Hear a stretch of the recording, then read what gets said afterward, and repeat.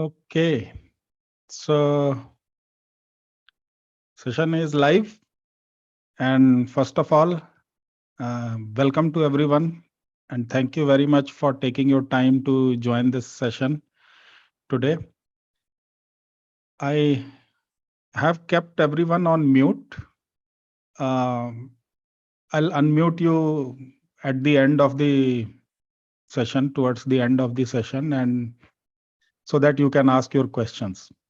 For now, everyone is on mute, so just precaution to avoid distraction.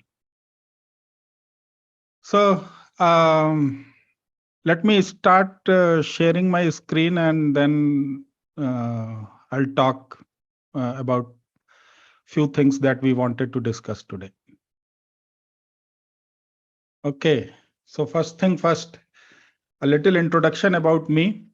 I'm hoping that most of you already know a little bit about me, but let me give a quick introduction.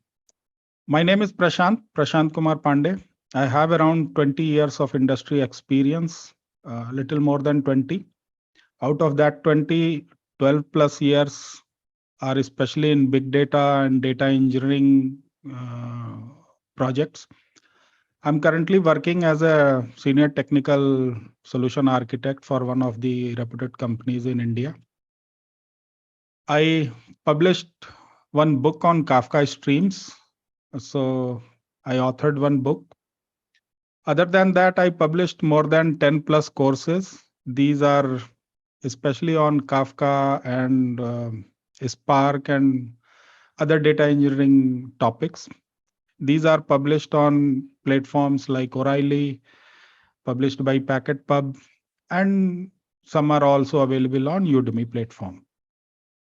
I taught more than 90,000 students using self-paced courses over last 2-3 years, and average rating on Udemy platform is 4.6 out of 5 about my courses. So I believe people like the way I explain things and teach. I have more than 60,000 plus subscribers on my YouTube channel.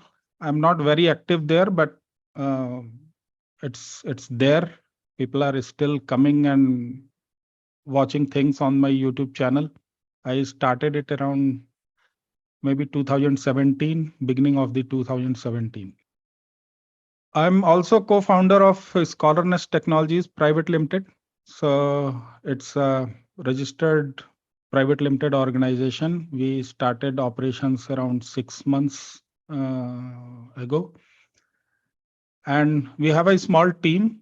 We are growing and expanding our team also in different roles. So that's pretty much about myself, and little about Scholarnest as well. So let's move on to the agenda or main topic that I wanted to cover and talk today.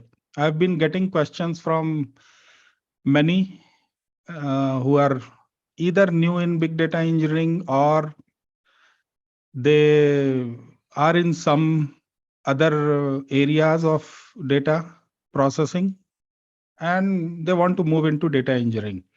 So one simple question that comes in everybody's mind, that what is data engineering? What is the big picture? What big data engineers do and how they do it? What are their day-to-day work, or what kind of systems they build? So I thought of talking it about today.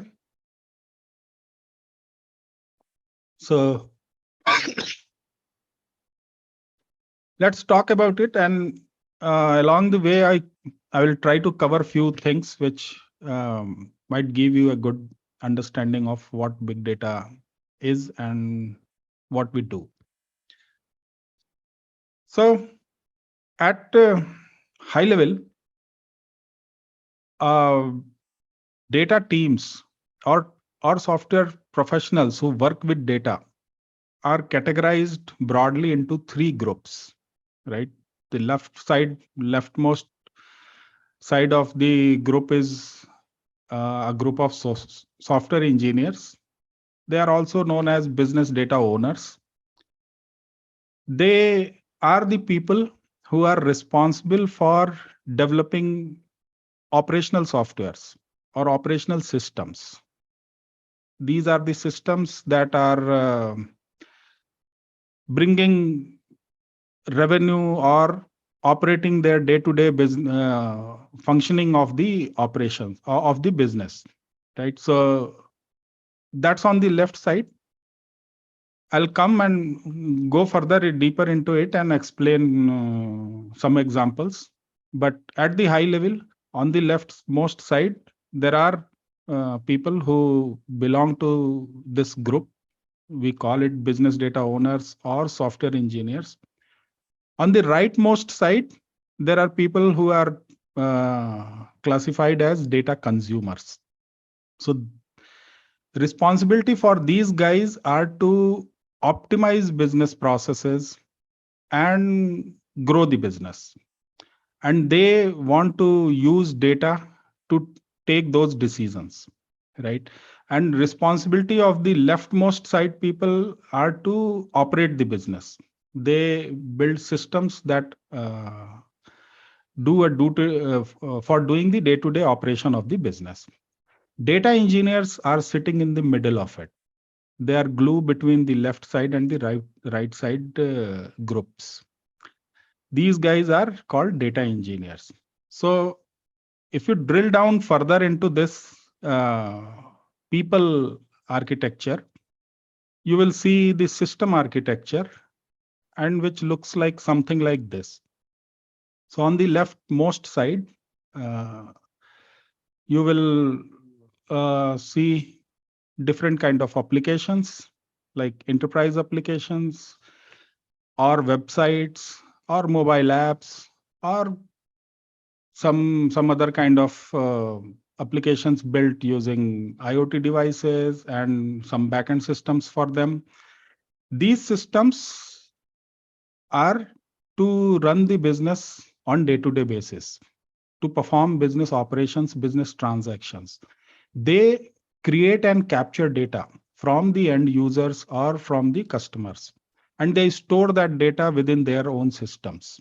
Those systems could be databases, could be some file servers, or whatever kind of storage system they find suitable for their application. They keep data there. Some examples might be your banking system. So you make transactions using your banking system or using your card. All those transactions are captured and collected by these systems on the leftmost side, right? You go to any e-commerce website, whatever you are doing there, you are searching, you are buying, you are adding things in your cart, all those activities they capture and save it in their systems, right? You go to any video streaming sites, maybe Netflix or even YouTube or any other kind of OTT platforms. Those are their operational systems, and the end users and the um, consumers of those systems, they perform some activities, and these systems are designed to capture those activities, collect data from them. Even you go to social media, they collect a different kind of data, and they collect a lot of data. Then on the rightmost side, there are people who are responsible for using that data which is collected on the leftmost side, and they want to use that data and uh, analyze that data or process that data to find some insights to know how they can optimize the business processes or how they can grow their business, how they can generate more revenue, what all kind of opportunities are there for optimization and growth. So that's where these guys sit. Data engineers are sitting in the middle. So if you look at the data engineering stack, it is broken into 3 blocks. And requirement for data engineering team, which is sitting in the middle, comes from these guys, from the rightmost guys. So these guys are your customers who give you requirement, and they come up with requirements like what data they need, in which format they need, on which frequency they need that data, what quality standards they want to see in that data, which system they want you to bring that data so that their applications can connect to those systems and consume that data, right? So all those requirements are coming from these guys, right?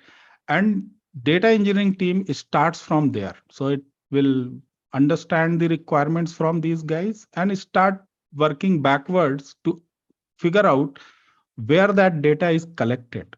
That data is collected somewhere in these systems, right? How they can bring that data to these guys, how they collect that data, what kind of storage systems they are using, what kind of interface or APIs these leftmost systems are offering you to take that data, right? Or will they push that data to us, or I have to go and pull that data from these systems? What all systems I have to collect that data to meet the requirement given by these guys? And and from there the data engineering work starts. So if you look at the data engineering space, it is broken into three compartments. The first one is called data ingestion or data integration. In this space, the responsibility for the data engineering team is to collect data from these systems, bring it into data engineering space or in the data engineering platform.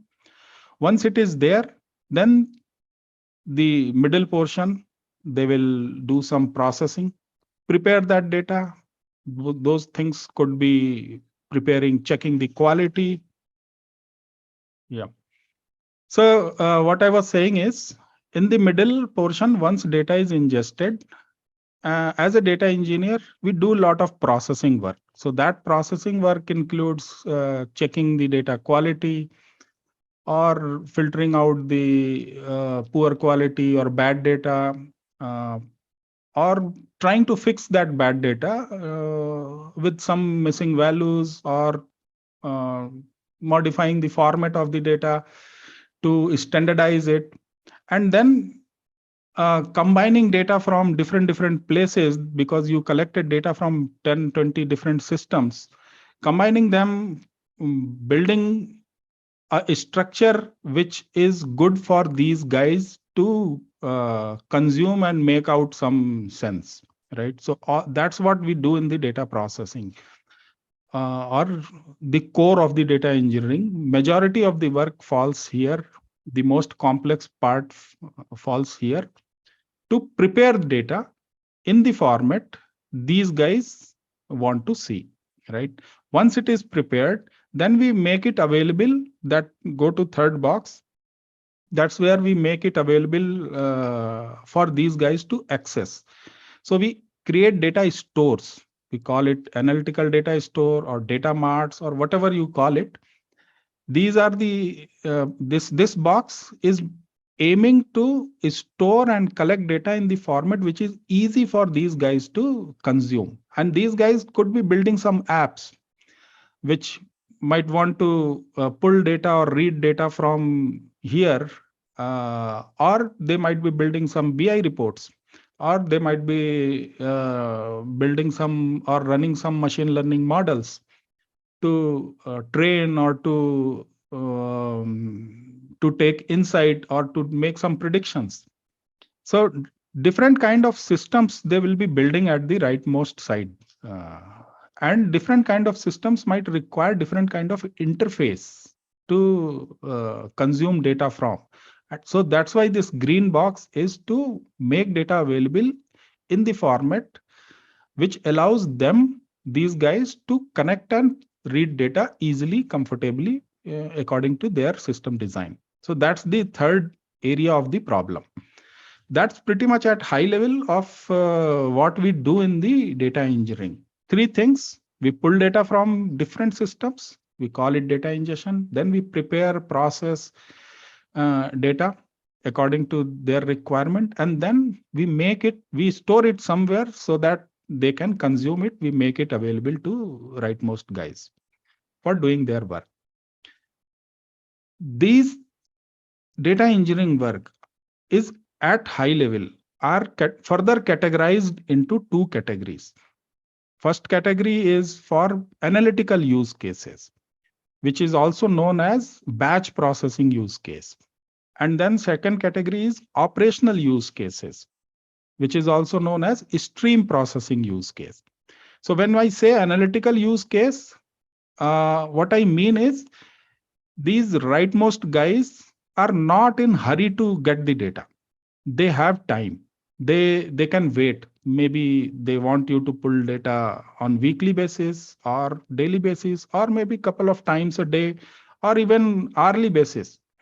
They are not in urgency of the data, that data should immediately come to us and we want to take action as soon as that something has happened in these systems.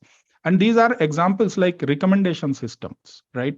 So let's assume you are working on your company is doing is a online retail portal, right? And you these guys are involved in building a recommendation system for their customers, or for their repeating customers, or for those customers who are browsing or they are online at that point of time. So for generating recommendations, they are not in hurry. They are fine. You send them data, they collect a lot of data. Once they have a sizable amount of data, based on that they will run their machine learning models to generate recommendations, and then once those recommendations are there, they feed it back to these operational systems so that they can show those recommendations or throw those recommendations to relevant or appropriate customers. So those kind of systems, they are not in hurry. Similarly, like you are working on, you have a YouTube channel, right? You suppose, and YouTube sends you some money, some reports on daily basis that this is your today's revenue or this is your week's revenue. If you have monetized your YouTube channel, so those reports are coming to you, but those are coming on daily basis, maybe one day late, right? So those are analytical use cases where the consumer systems have enough time. Uh, they are not in hurry, and all those systems are mostly built using batch processing approach. Batch processing approach means you collect data in batches, maybe every 5 minutes, every hour, every 3 hours, or maybe every day. You collect it, do the processing, and then store it, and then these guys take that data, right? So that's where batch processing comes in. But some use cases are operational use cases where these guys, the rightmost guys, do not have time. These requirements are time critical. They want to get the data as soon as possible. For example, fraud analytics. So at the moment somebody is swiped a card or made an online transaction, these guys want to bring that data from these systems to them as soon as possible, maybe within 5 minutes, or maybe within 1 minute, or if possible within milliseconds, so that they can apply their fraud analytics on that transaction and mark it as soon as possible, mark it as a safe transaction or a potential fraud transaction, and send that feedback back to these systems so that these systems can take immediate action based on the feedback notification or feedback coming to these systems. So those requirements are mostly built using stream processing, or those I would call operational use cases, because they are implementing something which is a day-to-day operation. This is which is running in these systems all the time. So data engineering has got three boxes, three brackets, and then it works in two modes. Most of the projects are either classified as a batch processing project or they are classified as stream processing projects. So that's what we do as a data engineering in the data engineering project as a data engineer. All three things are part of the data engineering. So if you have doubt, like is learning some ingestion technique is within the scope of data engineer? Yes, it is. Learning some processing techniques, is it within the scope of data engineer? Yes, it is. Learning some data modeling techniques so that you can prepare a data model and save your data for these guys, is it in within the scope of data engineering? Yes, it is. So that's what these three boxes means. Learning batch processing and stream processing both are within your scope, uh, depending upon your project. So that's what we do. But is this a new requirement? Is this something that came in recent couple of years? Because we are hearing this data engineering term recently, maybe 1 year or maybe a couple of years, since maybe not more than 2 years. So is it something new that suddenly came up into the industry? No, it's not. It existed since the businesses are operating, right? It existed since the IT systems were designed and developed, and we started using IT systems for business operations and business management. So how we did it in the past, that's what is the next step that you should understand. That in the past, maybe starting from mid 90s till 2010, or till towards the end of 2010, we were mostly doing batch processing, and the technology which we used or the businesses used was data warehousing technology and ETL tools. So we were using ETL tools, for example, Talent, Informatica, some tools from SQL, Microsoft SQL Server like SSIS. Many tools were there.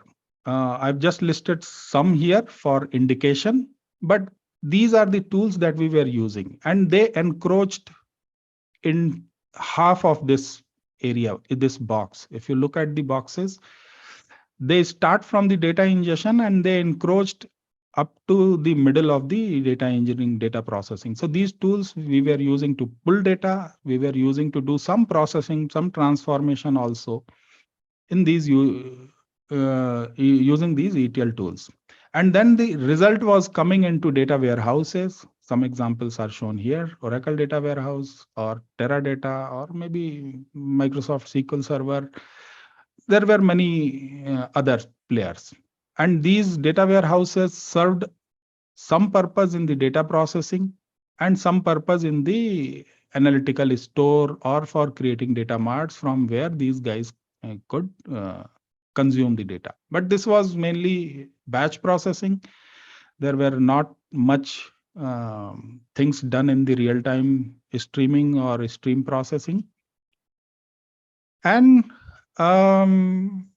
yeah, it's not like that real-time stream processing was not there as a requirement at that time, but the way those things were implemented were basically using APIs and REST-based interfaces, and those were not falling within the data engineering space that time. Those were falling in the software engineering space those days. So this ruled for maybe 2 decades. This approach was being used for almost 2 decades. But this approach had few limitations, which businesses started realizing at the later part of the 2010 and onwards. And the limitation were two primary limitations. One, all these systems were good to process structured data. They were not good to process semi-structured data, and they were not at all able to process unstructured data. Semi-structured data, some of these systems supported. When I say semi-structured data, I mean by JSON or XML, those kind of data uh, files or data records. So to some extent, they were supporting XML and JSON, but not to the full extent. They were not very good in processing semi-structured data, but unstructured data, they were not at all being able to support. Then second problem was scaling these systems was time consuming and little more expensive. If you have a Teradata system where you can store maybe 2 terabytes of data, and if your business is growing, you started collecting more and more data, and now you want to store maybe 10 terabyte of data, then scaling your Teradata system was a time consuming process. It took maybe many months to procure new hardware and to procure new system, and these systems were specialized, very expensive also. So that was the second problem. So to handle those problems, we saw a new system called Hadoop. So since 2000, maybe towards 2007 onwards, or towards the end of the 2010, we started seeing Hadoop coming into picture and becoming very popular in the industry, claiming to solve both the problems that we faced with the data warehouses. The problem of not being able to handle semi-structured data properly and not being able to handle unstructured data at all. Hadoop promised to handle all three types of data. So that was one big promise by Hadoop. The second big promise from Hadoop came was a horizontal scalability, where you can start your infrastructure, build your infrastructure to store maybe 100 GB of data. And maybe in 6 months, when your organization is growing, you are collecting more data, and you realize that I need capacity to store 10 terabytes of data and process 10 terabytes of data. Within almost no time, within few weeks of time, you could scale your system to handle 1 terabyte of data. And then in future, when you grow your size from 1 terabyte to 10 terabyte, you could scale it further. The old system, the old infrastructure, the old hardware that you used to handle your 1 terabyte data is still used when you scale it to 10 terabyte. It's not like the old system is retired or you have to throw away and buy some new system, to one bigger new system to handle that kind of volumes. So those were very big promises by Hadoop, and industries, businesses straight away start jumping into these systems, implementing Hadoop and trying to explore it and see how we can do it. Hadoop brought a lot of attention, and it brought a lot of innovation on the table, right? So some of the child projects, I would say, of the Hadoop umbrella were like Hive, uh, Spark, Kafka, and HBase. So Hadoop offered, as a core, Hadoop offered you a storage system where you can store structured, semi-structured, and unstructured data. And then you can process it using MapReduce, which was Java program. Then it offered a separate project called Hive, which allowed you to create databases on top of data which you stored in Hadoop and run SQL queries on top of it. So that made things little easier for everyone. You could create a database on your data and create tables and run your SQL queries. Then Spark came into picture with two capabilities. It gave you SQL capabilities, so you can, similar to Hive, you can create databases, you can create tables, you can write SQL queries and run them. Then Spark also came up with functional programming APIs. So it allowed you to not only use SQL, but also write program to process that data using languages like Python and Scala and Java, which was like very powerful feature of the Spark, which Hive couldn't offer. Spark also came up with some performance improvement compared to Hive. It worked fast in terms of SQL queries and in terms of programs also. Then came Kafka, and to facilitate real-time processing on the data that you collect on Hadoop. And then we saw one new entry into this space called HBase, which triggered a new type of database, which we call NoSQL database. So, which means this system allowed you to write and read data at a massive speed, but they didn't support SQL. They supported some APIs to write and read data rather than SQL like Hive would support. So this system, Hadoop made a lot of change in the batch processing implementation, or for implementing analytical use cases in the batch processing mode. If you look at the previous one, ETL tools were encroaching into the data processing space. Hadoop pushed them back. All the ETL tools were pushed back onto the box one to do only data ingestion and data integration, right? So, and all the data processing work we were doing in Hadoop using these tools. But for making that data available to these rightmost systems, Hadoop was not offering good enough solution, because Hive was slow, even Spark SQL was slow, and these guys wanted to read data at much faster speed. So the idea was to you still use those data warehouses like Oracle data warehouse, or maybe SQL Server, or maybe simple RDBMS like Postgres, to store data here and create data marts for these guys to consume.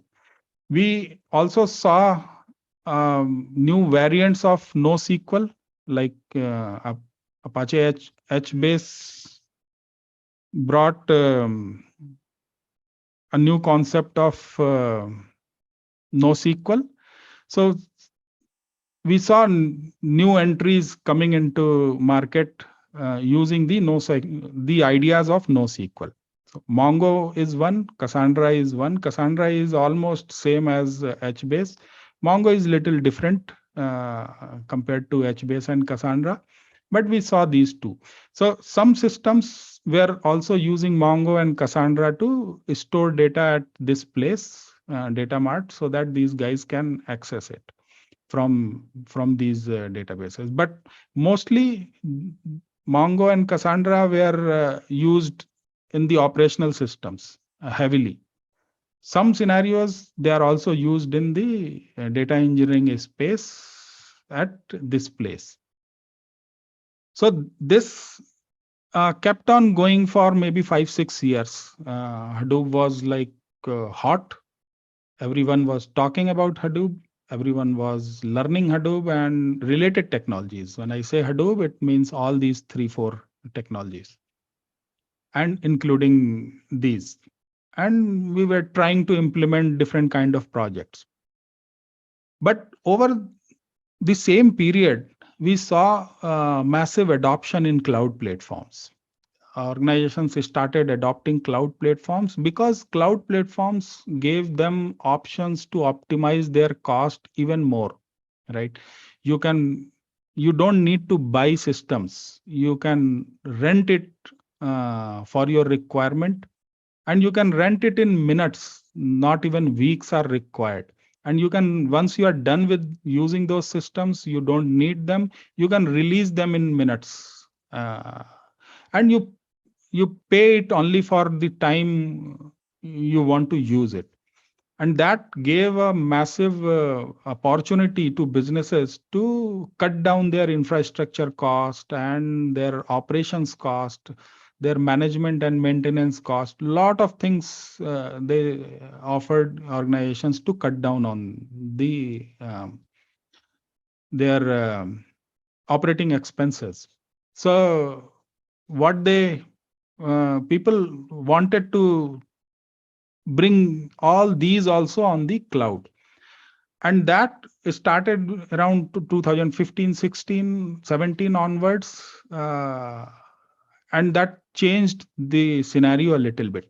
So we came into a optimization phase of Hadoop infrastructure or Hadoop technologies, and we also saw new kind of technologies and products coming into market. So the situation this is what is the current situation. Starting from 2017 onwards, we saw this trend or this kind of architecture in place for most of the organization. So what does it mean? We still have data ingestion and data integration tools. Some organizations are still using those old tools like Informatica, Talent, HVR is one similar data ingestion tool. But if your organization is implementing all this in cloud, then they are most likely using cloud data ingestion tools like Azure Data Factory or maybe Amazon Glue or maybe some other different cloud platforms offer different kind of tools. For batch processing, we saw that Hadoop shifted back towards the storage layer only. So Hadoop offered HDFS storage to store data. That shifted. So Hadoop itself was limited to the storage only. But when you are in cloud, then for storing data, organizations are using cloud storage like Amazon S3, ADLS is from Azure, GCP buckets is from Google Cloud Platform. So in the current architecture, we are seeing four kind of storages depending upon which platform your organization is building your data engineering platform. If it is on-premise, most likely your storage is Hadoop. If it is on cloud, most likely your storage is amongst these three, depending upon which cloud provider you are using. Then for analytical use cases and batch processing, we saw Hive and Apache Spark being mostly used. Hive is limited to on-premise platform. So if your project is using on-premise data engineering platform, which is mostly likely built on top of Hadoop, then Hive is there. Hive lives there. Hive lives on Hadoop. Hive cannot live outside Hadoop. So most likely you have Hive for batch processing. But Spark is also there. Spark is there on the on-premise systems also, working on top of the Hadoop storage. So Spark also offers SQL, and it also offers you a procedural approach for writing code using Python and Scala and Java and R. So Spark has got better adoption compared to Hive, and then Hive is comparatively slow compared to Spark. So still both are being used, but this one is becoming more and more day by day. That's what we see as a batch processing. But meanwhile, for this batch processing or analytical use cases, we also saw some cloud data warehouses coming into market. For example, Snowflake, Google BigQuery, Amazon Redshift, Azure Synapse Analytics. So these are not data lakes. These are your cloud data warehouse, similar to your Teradata or something. They mostly offer you SQL based interface, SQL queries. They allow you to create tables, mostly store structured and semi structured data. Some might have little support for unstructured data, but mostly they don't have support for unstructured data. But they all are horizontally scalable. All those benefits that Hadoop brought on the table, they bring those benefits, and they run in the cloud platform. They are horizontally scalable, but most of these are um, they work on structured and semi-structured data, and we call them cloud data warehouse. We don't call them data lake platforms or um, um, yeah. So, and on the storage side, we still have those systems that we had earlier for the batch processing. For stream processing, we have 3, 4 different systems. Kafka is being used for stream processing. Spark is being used for stream processing. Google Cloud Data Flow is another tool if you are using Google Cloud Platform. Amazon Kinesis is another tool if you are using AWS Platform for stream processing. So these are the technologies used for stream processing. So this is the current kind of structure. Some companies, some projects would be using Hive and Spark. Some organizations will move on to cloud data warehouses with the reasoning that we don't have unstructured data. So why we get into this complexity? Let's use cloud data warehouse because we don't have unstructured data. So let's settle down here. So some companies might settle down here. Some projects where you have real-time stream processing use cases, you will see these things being used. But the point is, which one is present at all the places in the current market? You look at this, Spark is present at the batch processing. Spark is present as the real-time stream processing, and Spark is also present here, right? So Databricks is a company who is owned and founded and run by the Spark creators. So Databricks recently came up with something called Databricks SQL Analytics product. It is purely based on the Spark. Behind the scenes, everything is Spark, but you can run SQL. You can do everything that you can do with these cloud data warehouses. So this is a cloud data warehouse offering by Databricks to compete with these guys. So, and it is also based on Spark. So Spark is present here. Spark is present in this space. Spark is present in this space as a cloud data warehouse. Spark is present in this space. So Spark is something which is present everywhere. And that's what the creators of Spark or the founders of Databricks company keep on promoting and talking, that Spark is a unified system which solves all the problems for the data engineering. But still, there are almost everyone has some stake. So for a data engineer, we have a lot to learn here, looking at the current scenario. But if you take a future vision, uh, then I see the future vision something like this. For data engineering, especially in the cloud platform, where Hadoop is gone, Hive is gone because Hive doesn't run in without Hadoop. All your storage is being stored in the cloud platform storages like S3, Amazon S3, or ADLS, or Google Cloud bucket. Your data engineering platform can handle all structured, semi-structured, unstructured, and streaming data. all 4 kind of data using Databricks capabilities. It runs in cloud, and Databricks is offering you all the necessary products to solve all the different kind of problems.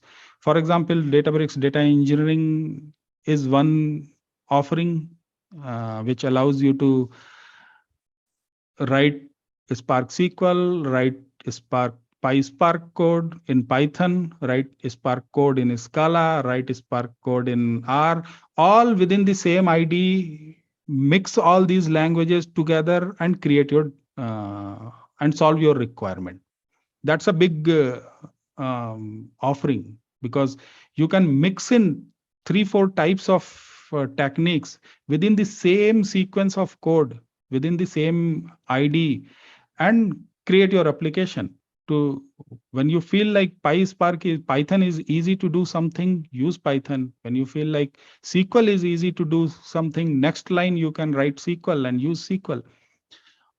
If you think Scala is easy to do something, next line of the same application, next line you can write in Scala and still your application runs. That's a powerful feature here.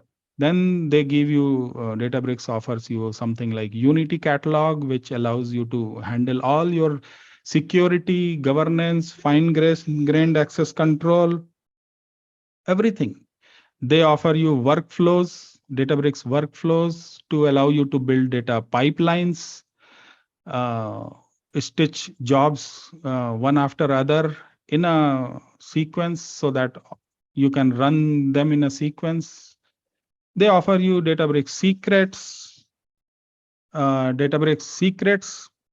which allow you to store your credentials, passwords, and all that, so that your credentials and passwords and secrets are not exposed in your source code and all that. They give you Databricks repos and CI/CD capabilities, so that you can implement your source control and build CI/CD pipelines, automate everything for testing and deployment and all those things. They give you Delta Share, which allows you to share your data across the systems to the other systems. Like, you share your data from the Databricks, and same data can be used by Synapse Analytics or maybe Snowflake if you want to use those. Right? So you don't have to copy data from one place to another place for those systems to use that data. They give you Databricks SQL Analytics, which is like cloud data warehouse, which works as fast as Snowflake or other data warehouses could perform. On the streaming side, they give you Spark streaming through Databricks. They give you Delta Live tables. This one is your no-code kind of tool where you can just drag and drop and build your pipelines and do things. They give you autoloader to automatically detect new data arrival and consume it and push into your pipeline. So they also encroach in this area. They give you Databricks machine learning, which with ML ops, which allows you to handle operations of day-to-day operations of your machine learning models. The point is that we saw a transition from maybe here, right? This was the era of data warehouse. Then we saw era of data lake. And then we saw data lake being optimized and moving them into cloud platforms, and also using different kind of cloud data warehouses. So this is the current scenario where we stand right now. But the future is combining data lakehouse and data warehouse together. And that's what the vision Databricks is keep on sharing. That's what the vision everyone else is talking, is Lakehouse platform, which is a combination of data warehousing capabilities as well as data lake capabilities. All the best features of data warehouse, all the best features of data lake combined together and implemented and given a name as data as a lake house, right? So that's where we are moving, and Databricks is the major player uh, for the lakehouse implementation. Definitely, this is how I see it, because they have solution for every problem that you want to solve using data warehouses, and you want to solve using data lakes, and you want to solve using stream processing. They have solution for almost every problem, be it security, be it fine-grained access control, be it no code, be it SQL. Everything is being offered by the same vendor within the same platform. So this one is going to get a massive adoption, definitely. And we see that on day-to-day basis in the market. And yeah, so some other players will also have some their stakes, but this one is going to be the massive one in coming future, next 10 years. This will be a big thing for next 10 years. So now coming back to the next question, we understood data engineering, how it plays in current market. The next question comes is this a career choice for you or for anyone? Should we think about getting into this space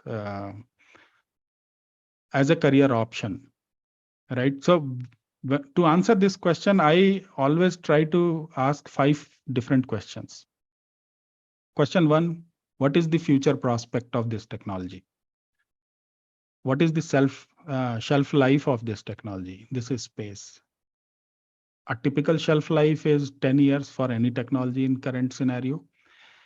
So, but for this, we know that data will keep on growing. Data will never decrease, it will always increase. Businesses want to become completely data driven. Future is for machine learning and AI, and machine learning and AI doesn't work without data. They need big data. Without big data, it's very hard for them to make correct predictions and to learn properly. So data is going to grow and grow and grow. So data engineering as a space has a solid long-term future. The current technologies are also new. If we look at modern cloud-based data engineering technologies, especially what Databricks and Spark is bringing on the table, those are in the early phase. Lakehouse as a term was coined in maybe not more than 2 years ago. We are, we are hearing it now a lot, but it's been there for maybe 1 or 2 years in the market, which is new. So if you consider shelf life for 10 years for anything, we are in the first 1 or 2 year zone, right? And that's where the second question comes. Which stage are we in? Are we in growth? Or are we in stability stage? So data engineering, the modern data engineering, which is on the cloud, is in the growth stage. It's a beginning. It's just started maybe and picking up in the market. It's very niche. There are not many experts available in the market. There are not many skilled people available in the market. Price is high. Opportunity, number of opportunities are also high. It's in growth stage, and for next 5-6 years, it will be in the growth trajectory. After that, it will start smoothening further, and then will go into a stability. And then third question I would want to ask is, what is the prerequisite for me to enter into it? Or what is the core knowledge or requirement that I must know if I want to enter into this field? And there are only two. You need to know SQL definitely, and need to be good in SQL. The second prerequisite is one programming language, most likely Python, because that's where most traction is, be it data engineering or be it machine learning and AI, um, be it scripting, all three areas which we use day to day in the data engineering um, practice. Python is dominating there, but there are other options also like Scala or Java or R. So those are two prerequisites. The next question I would ask is, does it align with my previous experience? So we will come back to that question again in the next slide. But that is one question that everyone should ask. If you are moving into data engineering space, does it align well with your previous experience or not? If not, then you have to think a little. If yes, then you are good to go. And then last question is, what is the investment, what is the risk, and what returns I'm going to get from this? So investment perspective, you will have to invest. Most important thing is your time to learn, to understand, to master things. You may have to invest some money for trainings or learning materials or study materials or all that. Risk is minimal. You will lose your time and money which you invested, and you might not get anything out of it. That's the only risk. But that also I would not consider as a risk, because learning is always going to give you some benefits. So risk is minimal. And in terms of returns, that's massive. You are getting into a growth trajectory where you will continuously keep on growing for another 4 or 5 years. And then you are getting into a trajectory where things are stable and things are going to grow further. It's not going to become absolute in near future. It's a long term domain from a technology perspective, from business perspective also. And I'm not talking about 400% hikes or jumps. That's rare. It happens, but that's rare. But think about 30-40% increase, which is easy to grab. How much that could be on your current. Compare it with the investment and risks that you are taking, the time that you are investing. You will realize that returns are huge. Uh, Even if you get the bare minimum which you can. So this is definitely a good career choice for a lot of people. But next question is that, is it for me? It's a good career choice, definitely, no doubt. But is it for me? So if you want to answer that question, look at two things: your current experience level and your previous experience. So if you are within the first two categories of your current experience level, you are fresher or you have up to 5 years of experience, or maybe even if you are in 5 to 10 years of experience bracket, you have not even completed 1/3 of your total career. Then usually a professional career is 30 years or maybe little more than that. Even up to 10 years of your work experience, you have not even covered 1/3 of your total career. You still have 2/3 of your career to think about, to keep on growing. The challenge is you always need to be in growth trajectory. You always want to keep on growing. It may be steady growth, but you want to keep on growing. You don't want to remain stuck into area which is either flat or on decline. So if you are in first two categories, up to 10 years of experience, you can, without thinking even about your previous experience, you can straight away jump into it and try getting your seat in the data engineering domain. right? But if you have 10 plus years of experience, if you kind of cross 10 years of experience, then you have a lot of experience, maybe 12, 15 years of experience, you have a lot of experience. You need to think about it, that which area should I choose, which aligns with my previous experience. So if you are into databases and SQL, definitely data engineering is obviously your next step. If you are not getting into it now, you will have to get into it some point of time.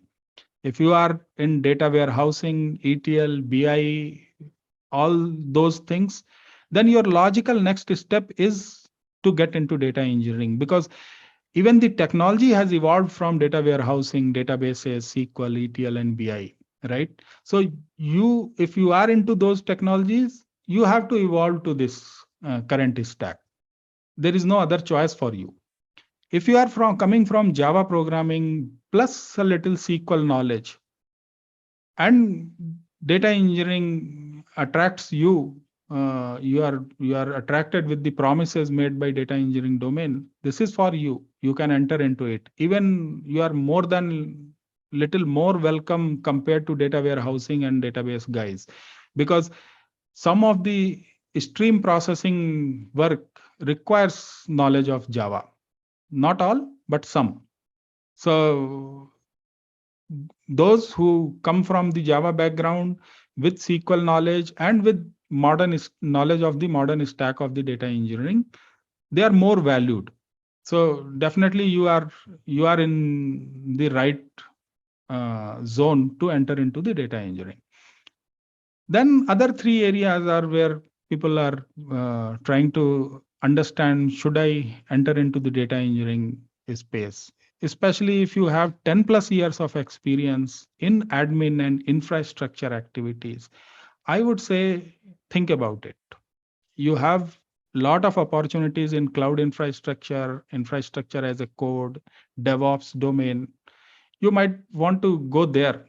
Your 10 years of experience or 10 plus years of experience will better align you with those technologies. And those are also growing. Those are also in high demand. And you keep on evolving yourself on that track. But data engineering is an option. It will be little difficult for you to succeed in this area, or at least get a good start in that area. But you have to think about it. But if you are in less than 10 years of experience, you are in the early stage, even you can switch from admin and infrastructure domain to data engineering. Okay, so if you are in manual and automation testing, or you are in project management, program management space, and you have more than 10 plus years of experience, you can still enter into the data engineering space with a mindset that you will use your past experience and find your place into the expertise that you have, because every project requires testing, manual testing and automation testing. So you can utilize your past experience into data engineering projects in the testing space. You can utilize your past experience of project management, program management, or people management with additional knowledge of data engineering in the data engineering projects or in the data engineering space, because those roles, those requirements are there in the data engineering projects also. So that's how you can think about it. I'll take some questions soon so that we can clarify some doubts if you have on this area. Okay, so what is next? The next question is how we can help you in this, right? So we have a learning path which we prepared and we are delivering as a course, which covers everything that you can see here, which covers, it starts from the Spark core. Actually, we start with some basics on Hadoop, give you some history, some understanding, some foundation on Hadoop. And then we come into the Spark and take you deep into Spark programming using Python, PySpark, and Spark SQL. So we start from here, and then we take you into everything that Databricks has to offer, be it Unity Catalog, data engineering, workflows, repos, CI/CD, Delta Share, streaming, Delta Live, DLTs, or autoloaders, including Kafka. So we cover everything. You can see here. We also cover 3 certifications in the learning path. Learning path is way beyond the certification curriculum, but we also cover these 3 things. So one is your Spark Developer Associate certification by Databricks. Another one is Lakehouse Fundamental, which is easy one. And then last one is Data Lakehouse Data Engineer Associate by Databricks. So we cover all this, you can see here in our learning path, and we help you pass all these certifications. Plus, you get a mentorship throughout the course, even after the course completion, to meet your goals. How you prepare, how you go about your goals, or how you fulfill your objective. We guide you throughout the course and even after the course until you meet your goals. And we also work with you to enhance your profile so that your profile is getting shortlisted. You start getting opportunities and interviews and calls so that you can take up some new opportunities. Cracking those interviews and all that will be delivered through the knowledge that we cover in this course. So that's what we have to offer. Some facts about what we are doing. So this is a small insight of who is already learning with us, right? This is the just a previous batch that we started. These people in our batch are working in these kind of companies, and these are not just indicative. These are the real logos we took from the students that are working in these companies and learning with us. The average batch experience in our course is 8.3 years. Max experience is 20 years, and 55% of our students are 10 plus years of experience. So the content, the course, the learning path that we have built is not for not just covers basics or fundamentals. We have designed it for working professionals. We deliver it like we want to deliver it to working professionals with real experience. And the level of the content or the training or the course is kept very high so that it benefits the working professionals in their real projects to do the real thing. It's not basic. We actually don't accept freshers in this course because we know that they won't be able to take the full benefit of this curriculum. For them, the story is completely different. What is the course delivery mode? How we deliver it? In the industry, there are 2 approaches mainly. One is live interactive sessions. The another one is recorded video lessons, reading materials, assignments, and assessments, and all those things, right? So both approaches have their advantages and disadvantages.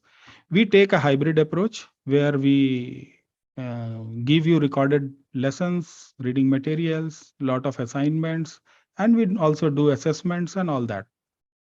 Plus, we also have live interactive sessions on weekends where you will be directly connecting with the instructor, learn from him, you can ask questions, and all those things are there so that we can take the full benefit of both the approaches. What is happening in the live sessions? In live sessions, we clear your doubts which are unsolved and which requires back and back and forth kind of question answering and discussion, right? Which those kind of doubts cannot be clarified unless we sit together. So we use live sessions to cover those kind of doubts.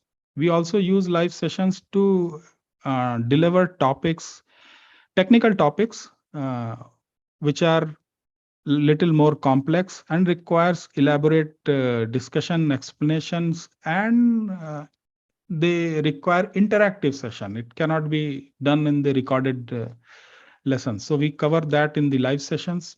We also use live sessions to talk about some non-technical things like how you can increase your visibility in the market, how you modify and update your profile, what should be there, what should not be there, what is an ideal profile, how you handle interviews, or we share some stories, maybe project stories, or maybe success stories, or even failure stories from different students.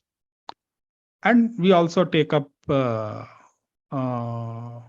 on-demand sessions in some live sessions, maybe something which we are not including in the curriculum, but there is a consensus among the cohort that this is being asked in the interviews. They are going for interviews and preparing for interviews. So these things are being asked. So we pick up those topics and deliver in live sessions. We try to cover that and help you prepare to answer those kind of questions also. So on the support side, we provide you total support. When we say total support, few things I have listed here, like we have a Q&A forum where you can ask questions and your questions are answered by instructor directly. It's not like some middleman or some junior technical guy is answering your question. So your questions, your doubts are clarified by your instructor itself. We also have discussion forum where you can post your questions or post other things to initiate discussion amongst the co-learners of yours, or your instructor or our support team will also engage in that discussion to answer few things or to make sure that correct answer is marked appropriately. Then we have live sessions where you can come and ask questions. We deliver topic. You will be unmuted. You can ask any question, be it related to the topic or sometimes even beyond the topics. You can ask. You have the opportunity every weekend to connect with your instructor and ask your questions. We also provide one-to-one technical support. If you are stuck somewhere and it requires a one-to-one live Zoom kind of session where you can share your screen, we can look at your problem and help you come out of the problem where you are blocked. It's fair use policy. So we take that call whether you need a one-to-one call or not. If we feel that no, that's the only way to resolve your problem, we schedule a one-to-one call with you and support you. Other than that, you have your WhatsApp group, which we create for the entire cohort, which is meant for official communication only, but you have a forum where you can post some of the things which requires urgent attention, right? Or you seek some help from the entire batch for something which is urgent. Every batch has a dedicated course coordinator. So you will have his phone number to reach out to him for anything that you feel like you want to talk to him. Schedule a call with your instructor or discuss something or whatever, some issue you are facing. You have a phone number where you can reach out. So, and not to mention, you get lifetime access to the system for all the content that you will be learning, all the live session recordings, everything will be provided to you and you will have lifetime access. And you will also get updates and additions, anything and everything that we are going to add on the Spark and Databricks, because this course is mainly focusing on Spark and Databricks. So in future editions, upgrades, updates, all will keep on coming on the same course, and you will have access to that. And that's all for now. That's what I wanted to talk today. Open for questions if you have. Sir, good afternoon. Sir, my question is, what is the project stack for 1 year or 2 year experience person? We have two capstone projects included in the course. Both are real life projects. They are taken from the real life examples. One is from banking domain, another one is from retail domain. So, and those are end-to-end projects. We cover everything that is done in the real project, including building a CI/CD pipeline, building your source control strategy, a real end-to-end CI/CD pipeline, writing test cases, automating test cases, all those things that are implemented in real project are covered in those two capstone projects. So you have that in the course. Okay, sir. Thank you. And you meant, I hear that you mentioned about Spark, Azure data engineering. Where is the Azure part here covered? Yeah, so this course is divided into two modules largely. One is your PySpark, where you learn PySpark core. And then second module is Databricks Cloud, where we cover everything that Databricks is offering for a implementation of lakehouse architecture.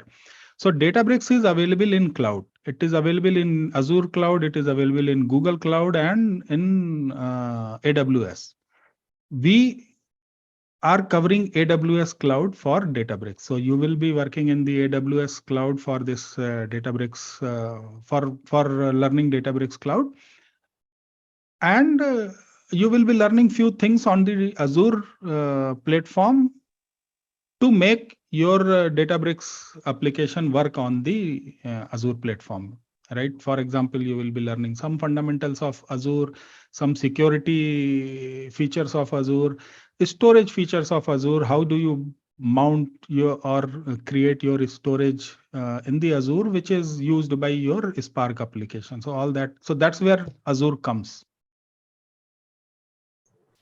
Okay, then are you, will it help us to crack the exam of Azure Databricks certification? Azure Data Engineer certification covers three things. It covers Azure Synapse, it covers Azure Data Factory, and it also covers Azure Databricks. So since in this course we are not covering Synapse and Azure Data Factory, this course doesn't target the Azure Data Engineering certification. Okay. But Azure Databricks portion is covered. So you learn Azure Synapse and Azure Data Factory extra, and you are good to take the Azure Data Engineer certification. But if we learn only this course regarding Databricks, we can set for any cloud platform, right? Google or AWS, instead of sticking to Azure. Yes, only few things are different on Azure, and those knowledge are also transferable to other platforms. There is not much difference. Maybe we are working on adding additional modules so that you know how it works on how you do it on Google Cloud and how you do it on Azure AWS platform also. That will come in future.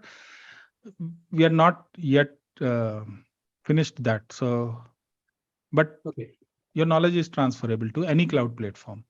Okay, this course is independent to any cloud. This course is designed, as of now, it is designed to work on the Azure platform. Your hands-on you will be doing on the Azure platform. But that's what I said, your knowledge is applicable to all platforms. Only few things will be different, and we will help you understand that what is different. You can take how you will do same thing on Azure, AWS, and how you will do same thing on Google. That will be towards the end of the course. Okay, good. So hi Prashant, Kishan this side. So as you said, this course is like we are going to like this course is basically towards on Azure hands-on, right? Where basically uh, our hands-on will be like if I talk about the Azure service, like Azure Databricks service. So if I'm not wrong, that service we are going to explore as part of this topic, means as part of this program. But when you Yes. say, when you say this is basically we are going to use AWS within this course. So which cloud is going to have more weightage, like AWS or Azure, when we are like enrolling for this course? Because basically I come from the Azure background. I don't have that much knowledge on AWS side. So what kind of suggestion you would provide Yeah. there? So the course flow goes with Azure, right? From the beginning to end, it's primarily done on Azure, right? So at the end, we will also tell you if you happen to get a project on AWS, how you will do it on AWS. That will be an additional small course which will take you, which will help you to take all your learnings to AWS platform. Similarly, for Google platform also we will have small two courses, but the full course is on day-to-day basis. You will be working on Azure Cloud. It is Azure Databricks. No. He asked like which cloud will be more preferable instead of in the market. Is it Azure or AWS or Google Cloud? In market for Databricks, what we see, Azure is leading. It's growing faster, and but yeah, all three are there. So, and you need not to worry about it because you will end of by the end of the course you will be learning all three. So what are the labs options here? Like how we will do practice? So for PySpark portion, you will be doing using two setups. One is on your local machine using one ID, and you will be using Databricks Community Edition for most of it because that's more convenient. For Databricks portion, there is no other option using Azure Cloud. So you will be using Azure Cloud for Databricks part of the learning. Sir, I was accessing your courses on the Udemy also. So, could you please share like what is the difference between the pre-recorded lecture that is on Udemy and that would be available with this course? Like, this is new course designed from the scratch to cover a complete learning path. So nothing is coming from Udemy. Courses were designed for Udemy with a limited scope. Also, sir, I have a question. So basically, as you said, the prerequisite for this course is SQL and Python, right? Yes. So like Java.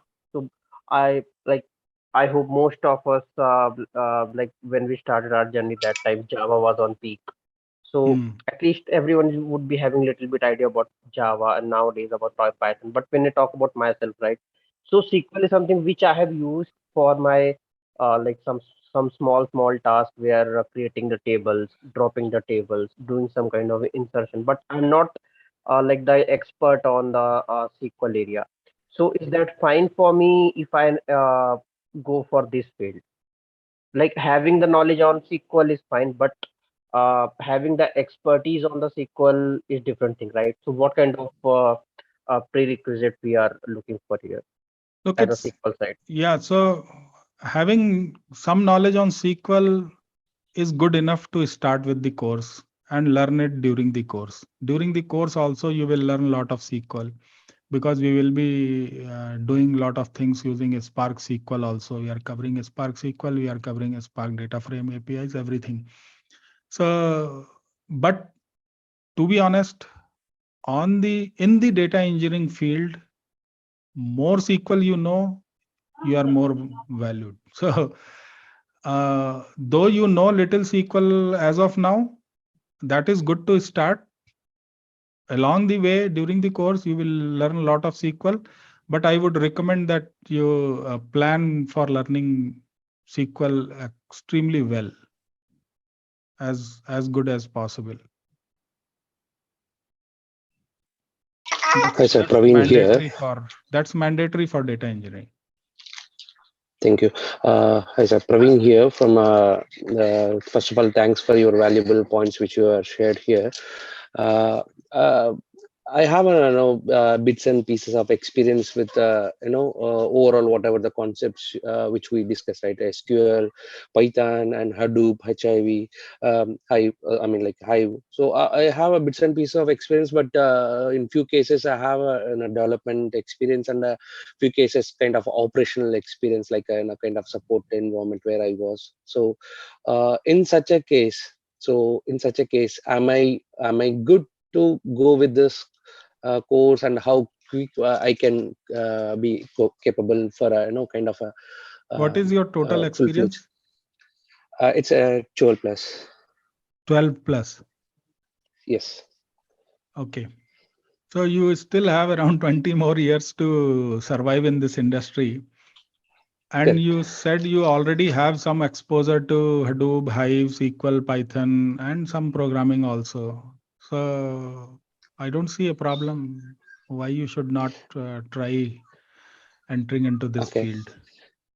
Correct, but so how much time I need to spend on say, for example, you said like we need to have a live sessions on a weekly basis, and the recording sessions which you will be sharing. It's like how much time you expect, or you want me to spend to be in a perfect one? Like Okay. is that? Yeah, that's a good question. So one thing you have to understand, nothing happens overnight, right? So in the total time, you have to think about somewhere 4 to 8 months to meet your final objective, whatever is your objective, whether you want to switch your company, or you want to change your project within the same organization, or whatever. So 4 to 8 months is that what you should plan in a realistic manner. Nothing happens in overnight. And on weekly basis, you should plan for somewhere 12 to 15 hours, including your weekend and live session and everything. Maybe 12 to 15 hours is something you have to plan to spend on this continuously for 6 months at least. Okay, got it. Thanks for that. Okay. One question: what ScholarNet offers in terms of when it comes to practicing the exercises on the Databricks platform using cloud?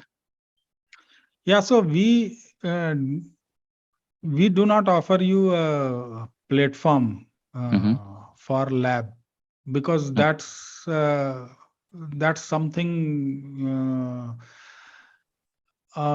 we don't want to control, right? We don't want to offer you a limited kind of environment where you cannot do anything, and then you are limited with your learnings and exploration. So mostly you will be doing your labs, your hands-on on your local machine using IDE on the Databricks Community Edition, and on the Azure Cloud, for which you have to take maybe a kind of subscription. They have a free trial which you can use for some time, maybe 1 month, and maybe another 1 month will be required that you have to pay for your cloud charges. We will help you how to limit that, how to minimize that, and how to keep it in control. If you follow those guidelines, I don't think it will cost you more than 1,000, 1,500, or max 2,000 in a month for whatever we want you to do on the cloud. Okay, yeah, thanks, Prashant.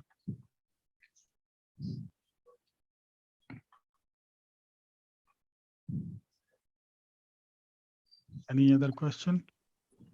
Yeah, Prashant, I have one question. Yeah. So I have total approx 3 years of experience into the cyber security. Okay. So I always, fond of the data-driven jobs, be it data analyst or data engineering. So actually, I always saw your post on LinkedIn and other, data experts post. So Mhm. I always, feel myself to, at least try once for the data jobs, because I found that I have bit interest also in this field. Good. So if I would give it a chance and would prepare my CV accordingly, would the MNCs will give me preference over that, or what? 3 years of experience, right? What you said? Yes. Yeah. So below 5 years of experience, companies don't take your past experience seriously, right? Okay. And that is the zone where it is very easy to switch your technology or decide your technologies. What is happening in the industry, students are coming from college, the hiring process is not targeted towards a technology or towards a role. Companies go and hire people first, and then they decide where to put them, and you don't have choice. Most of the students don't have choice Yes. which technology they want to work. So, and that's fine. In the beginning you take up whatever is coming to you, but once you get it into it, there are a lot of other things that you need to work: how the company culture works, how the day to day work happens in the environment, Yes. all those things you learn there. But parallelly you decide what fascinates you, what you want to do, or what domain or technology you want to be in, and start working towards that. Within completing your 5 years, you have to make sure that you get what you wanted, not what you were given. So you should definitely Yes. uh, try that. Yes, because KPMG hired me from campus as a part of campus placement. So I was allotted cybersecurity as a career. So there I started. I mean, I worked for KPMG, Cognizant, and Airtel in these 3 years. Mhm. So as I can see, machine learning and AI and data is going to be, uh, always, given up skill. So I would definitely, try to once give it a shot. Sure. It's not like Thank that you. cybersecurity is not a good area, but yeah, if your interest lies into data driven work, why not? You you will do better. Because jumping into the machine learning and AI after working with the data jobs, you can easily jump into machine learning and AI. Correct. But from cybersecurity, it would be not that possible. Right. Thank you. And and one more thing is this course will make helpful for us to crack product companies. You mentioned Google and all those, right? This course will give you enough knowledge to handle the interviews and to handle your project work also, right? Getting opportunities into product companies and cracking them is up to you. I'm not guaranteeing anything, but you can crack. All the knowledge required we will give you. Few things are there that they engage in their interview process or their selection process, which we don't cover, like uh, but if you are targeting those companies, we will provide you good references to cover those gaps, and you can plan and crack. It's your confidence. You have to work through it, and we are there to support you in all possible manner to achieve that. How long this course will be? It is planned for 6 months.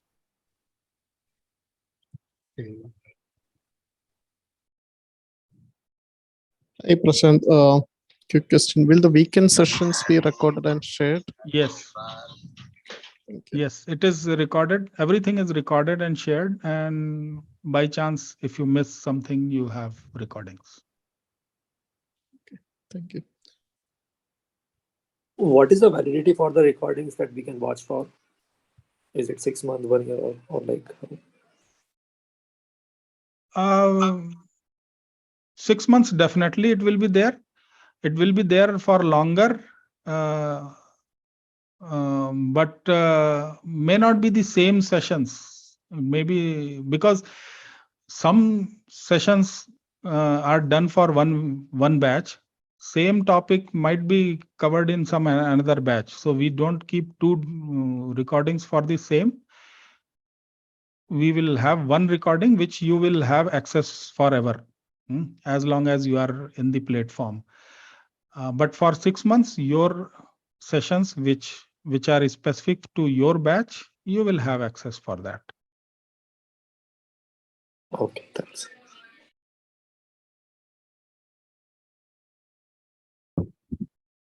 Hello, sir. Am I audible? This is Umesh here. Yeah. Yeah, I can hear.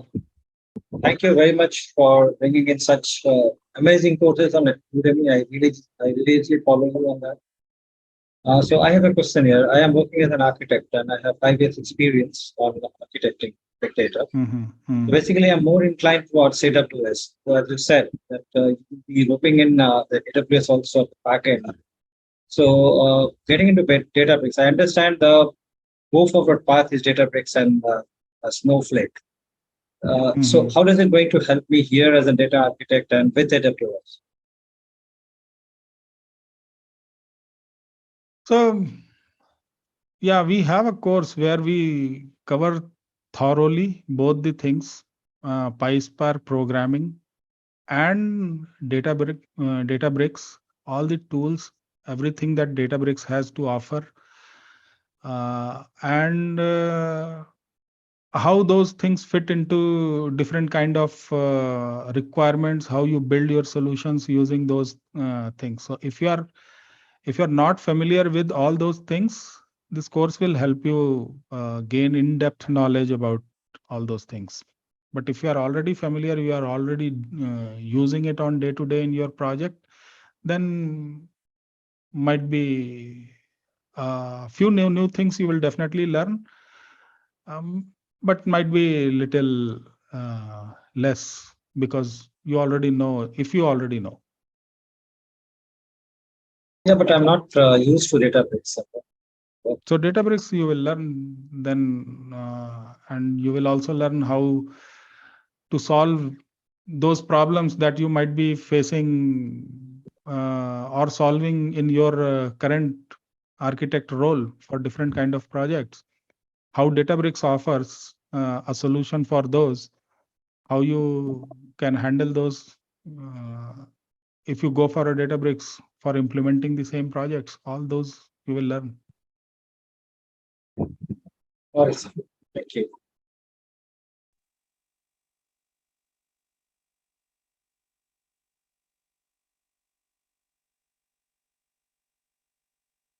Okay, so looks like no further questions. Yeah. Hi, sir. I've been following you since 2018. I think when you write the Kafka draft book, you have shared it with me. Okay. It's 2018, I think. Thanks for your support since so long. Sir. So I've been into mainframe development since the beginning. It's been 7 years now. Now I would like to switch into Databricks, this data engineering course. And, if I would like to complete this earlier, will I be able to before 6 months? Yes, you can. Not within 1 month, but yeah, you can cut down some time, go in a speedy manner and finish it in less than 6 months. A lot of students want to do that and we help them to finish it faster. So it's not like we restrict you. No, you have to do it in 6 months. This is the pace. But yeah, going too fast, you might miss out to grab everything. But we don't recommend going too fast. But yeah, you can go. We will facilitate that. Finish it faster. You mean like sorry, sorry. You have a two different kind of ways. Like for 6 months, for a same phase, one can go like others who wants to know fast driven, like in a No, fast they want. no, not like that. So the batch runs for 6 months. Most of the students will go on with the same speed along with everyone, follow that timeline. Some students are in hurry. They have some interviews lined up, or they want to finish it early. So we allow them to go faster. Okay. We give them access to the content faster, and then they can finish it faster. But they'll still have they'll still be part of the same cohort, same batch, same program. Got it. So like so if we request, that will be enabled, right? The content Yes. available. Yeah. Yes, depending upon the content, because not everything that we want to cover here is already finished. A lot of things are still work in progress. So whatever is finished, we don't want to hold it. And if somebody is interested, we give them. So Prashant, Few what is things the which average are in work in progress will come later. You'll have to wait. Hi Prashant. Thank you. So what is the average size of batch? How many people are in average in one cohort? Not too big, and it doesn't impact you because you will feel like getting a personal attention. You don't worry about that batch size is too big or like that. Sometimes we merge two batches also, so that's something I cannot give you a number, but that won't impact anybody. We are accessible to, me and my team are accessible to everyone equally. So also Prashant, the number and the email which is mentioned in the on the screen. So regarding the further process, do I need to reach out to this number, or should I drop an mail to Sushant@scholarnet? No, you can reach out to the number. You can drop a mail, whatever is your preferred way. Most of you might have already got some communication from Sushant about the curriculum, course, pricing, and all that. Further process on registration and anything more you want to ask, discuss, you can reach out to this number. And also, is there any tentative date, like when next batch is about to start, by this month or next month? 9th October, our next batch is starting. After that, when is the next batch? I don't have a date right now. Usually 2 months we start a new batch. Okay, thank you, Prashant. So are you the only trainer, Prashant, or are there other trainers as well? This course is delivered by me. Okay. So I'll be there with you. Okay. Yeah, hi, sir. Hi, Prashant. Yeah. Good afternoon. So this course will cover all entire Spark optimizing techniques and everything and all, right? Yes. Like in like advanced level, like as you, I can see some post in the LinkedIn regarding like memory exceptions, driver memory exceptions. So we will get some answers on that, right? Definitely. Yeah. Thanks. Yeah, hi, sir. I am having total 1 year, 6.5 months of experience, but in a support project, and for past 2 months working in AWS project, and that too kind of monitoring thing in Lambda function and Kibana report. With this experience, I can join this course. And as you mentioned, we have to capstone project, so I can showcase that project and I can able to grab opportunity, or I can wait for for 3 to 4 months, then I can later join.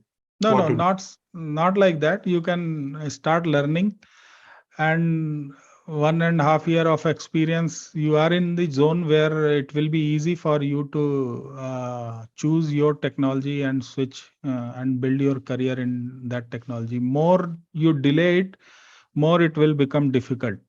And on the project side and all that, we help you to build your profile so that you get opportunities. It might not be the same project that we show in the capstone, but we work with you to solve that problem. Yeah, okay. Yeah, and as of now, I am not very familiar with the SQL, so I can learn, give some time for 1 month, then later I can join, right? It would be good. You don't know anything about SQL, or it's Yeah, like... I know some basic knowledge, not in depth. Yeah, so basic knowledge is enough to, if you know select and from and where, at least these 3 portion of the SQL, you can start. And along the course itself, you will learn a lot of SQL. But since SQL is one mandatory skill for data engineers, I would say you start learning SQL little more. Once you join the course, we can provide you some good references also, where you can learn quickly and gain good knowledge on the SQL itself. Yeah, sure. And one more thing, actually, now in current trend, Databricks is competing with Snowflake, right? So which has higher advantage? And Databricks has a much bigger coverage compared to Snowflake. Snowflake is just a cloud data warehouse. Databricks is a much bigger platform. For PySpark, basic Python is enough, or like we need to learn some other? No, basic Python is enough, and we also have a Python quick course already created. So once you join the course, we will give you access to that course that is included in the course, so that you can revise your Python skills, and we have covered everything that is required for Spark. Just enough Python for data engineers kind of course. Okay, and one more thing. And one more thing, for streaming kind of technology, like are going through Spark streaming, or like anything in the Databricks?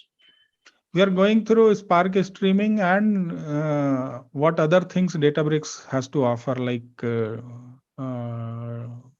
Delta Live tables and other modules of Spark, Databricks. But mainly it will be Spark streaming. Even within those, behind the scenes, Spark streaming is used for streaming. So you will learn Spark streaming. And in comparable to Kafka and Spark streaming, which is better in terms of streaming data? Look, both are 2 different technologies, and they fit into 2 different kind of requirements. Spark streaming and structured streaming using a Spark might read data from Kafka. It will be input source for Spark only. So Kafka is always present in most of the projects where streaming is required. You will do most of the streaming work in the Spark, but your data will come through Kafka. That might happen. So we cover that. We will cover Kafka so that you can you can write programs which in Spark streaming which works with Kafka. Kafka also offers Kafka Streams API, which is itself a stream processing technology, right?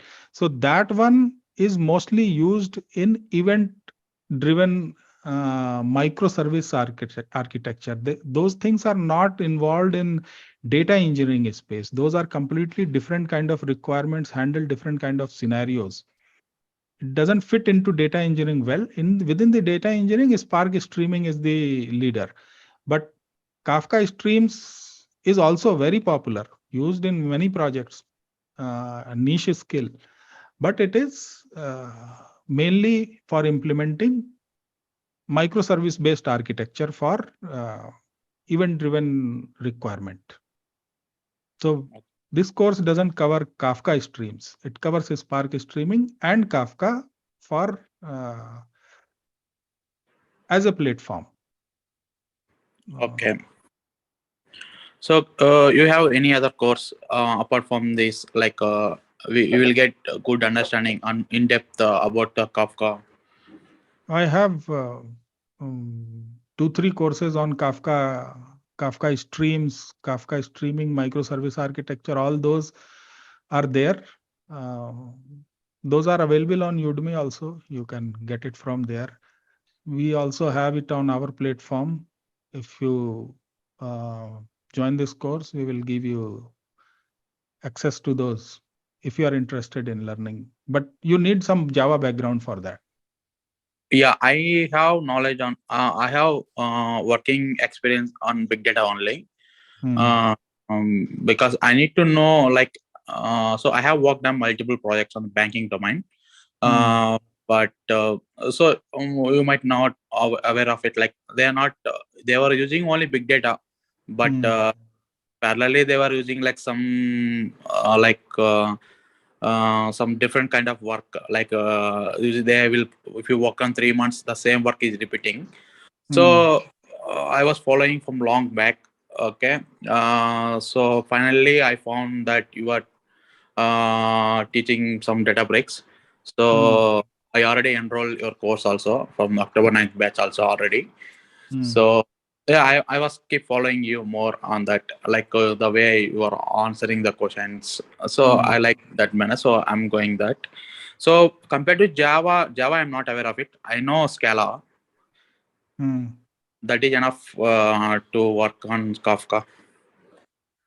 Yeah, Kafka streams can be done on Scala also, but unfortunately, I don't have a course which covers it in Scala. I have a course which covers in Java. Okay. So if you are already enrolled in the course with us, you can work with your course coordinator. We can provide you access to that if you have interest. And but you need to know Java. It's not in Scala. It's not designed in Scala. So Java means like basic or like any advanced? We need to it's a little advanced Java. I have 2 courses. One is using Spring Boot. Other one is using core Java. So, but little advanced, not basic. Okay. So one more question in terms of Snowflake, like now Snowflake has good market, as I can see in the LinkedIn some post and Naukri some job hiring and all. So which will be the better in terms of future? Snowflake versus Databricks in terms of future, not I'm not talking about current situation. So in future, which will be the better? Databricks, no doubt. Okay, so they're going to. You told one term I didn't remember. I think data lake platform. So data lake platform. Platform. Data lake platform and data lake storage. These two are different terms, right? Data lake storage nothing but like a storage. Data lake platform is nothing but like a storage plus compute. It will come, right? Yeah, that's correct. So data lake platform is a complete thing. So data lake platform also will cover in this course, right? Yes. Okay. Thanks, Prashant. That's all. Okay, I think we are good now. I'll close it for now. Thank you everyone for joining this session and taking out some time. Yeah, thanks, Prashant. Yeah, thanks. Thank you, sir. Thanks. Yeah, thanks, Prashant. Thank you. Yeah.